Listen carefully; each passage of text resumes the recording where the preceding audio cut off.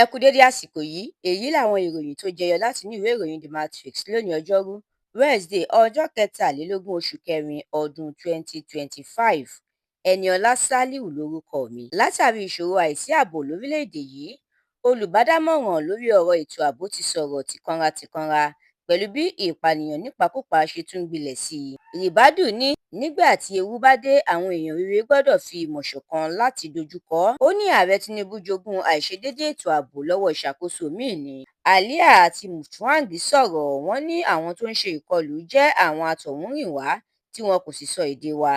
Lórí àfikún owó ọjà tí orílẹ̀-èdè Amẹ́ríkà gùn lé, àjọ International Monetary Fund (IMF) ti wòye àdínkù ìdàgbàsókè ọrọ̀ ajé orílẹ̀-èdè yìí ní ìdá 3 lọ́dún 2025 tá a wà yìí.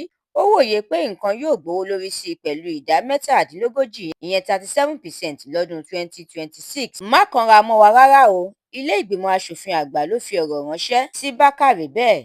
Ẹgbẹ́ àwọn agbẹjọ́rò ìyẹn Nigerian Bar Association (NBA) ẹ̀ka ti ìpínlẹ̀ Plateau ti pè fún kí ìjọba àpapọ̀ dẹ́kun láti máa gbé ẹjọ́ àwọn aṣekúpani tọ́wọ́ bà lọ sí ìlú Àbújá.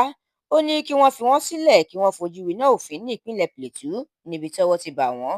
Ọjọ́ Àbámẹ́ta Sátidé ọ̀sẹ̀ yìí ni wọ́n yóò sin òkú Pope Francis, bẹ́ẹ̀ làwọn adarí lágbàáyé ń ṣe àbẹ̀wò ìbánikẹ́dùn sí i. Ọ̀gá àgbà iléeṣẹ́ ọlọ́pàá lórílẹ̀‐èdè yìí Káyọ̀dé Ẹgbẹ́tókun ti pàṣẹ pé kí àtúntò wà lẹ́ka iléeṣẹ́ ọlọ́pàá lẹ́sẹ̀kẹsẹ̀ nípa kíkó àwọn ọlọ́pàá kúrò lẹ́yìn àwọn ọ̀tọ̀kùlú ènìyàn láti so okùn ètò ààbò le sí i. Ẹgbẹ́ òṣèlú APC ní ìpínlẹ̀ Èkó ti kéde mílíọ̀nù 5.5 (5.5 million naira) gẹ́gẹ́ bí owó fọ́ọ̀mù fún àwọn olùdíje dupò alága ìjọba ìbílẹ̀ pẹ̀lú bí ètò ìdìbò ṣe ń kọlẹ̀kùn gbọ̀ngbọ̀n.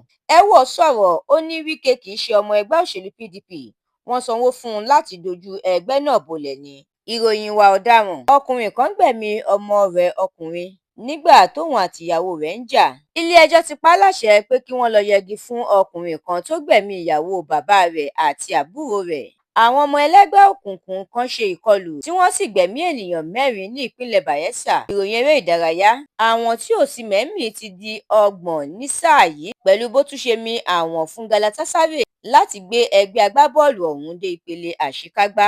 Ẹ̀kúnrẹ́rẹ́ àwọn ìròyìn yìí àtàwọn ìròyìn míì lẹ́ ò láǹfààní láti jẹ̀gbádùn tẹ́ ẹ bá darapọ̀ tí ẹ sì tẹ̀lé The Matrix lórí Facebook, Instagram, TikTok, YouTube àti X. Àdúràmọ́mi Balógun ló ṣe ògbùfọ̀ ìròyìn yìí. Ẹniọlá Sálíù lórúkọ mi.